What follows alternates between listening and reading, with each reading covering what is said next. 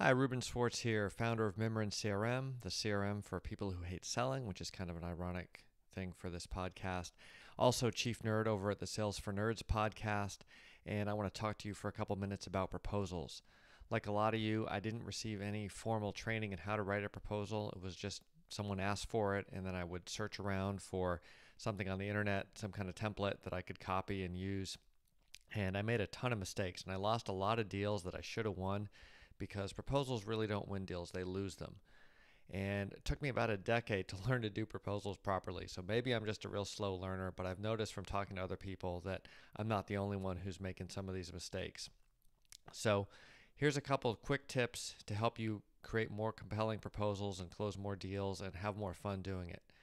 First of all, a proposal is a story, not a brochure. If you're just spewing a bunch of stuff about how awesome you are, how awesome your company is, how awesome your goods and services are, and not telling a story, you're not going to catch the attention of the customer, and you're going to make them think a lot trying to put together the story in their head, which is hard.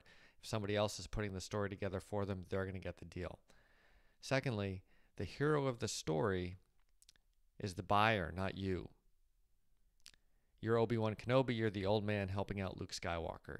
The buyer is Luke. It's easy to get wrapped up in ourselves because naturally that's who we want to think about being awesome. But really, the story is about the customer taking on a problem with your help and solving it and achieving the outcome they want to achieve. So if you only pick up two things from this, a proposal is a story, not a brochure, and the hero of the story is the buyer, not you. Really important things. And then sort of the corollary to that is every good story needs a compelling villain. So it doesn't necessarily have to be some galactic battle station that's going to blow up your base or whatever, but there's got to be some reason that the hero of the story needs to change, needs to take action. And if you're sitting there thinking, gosh, this just doesn't seem very compelling, it's usually because there isn't a good villain in the story. And it's okay just to ask, hey, this doesn't seem so bad. Why bother putting in all this effort to fix this? And sometimes they may say, okay, you're right. And then you save yourself a bunch of time.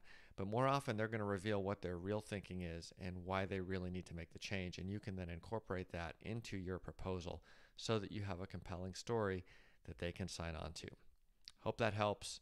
All the best.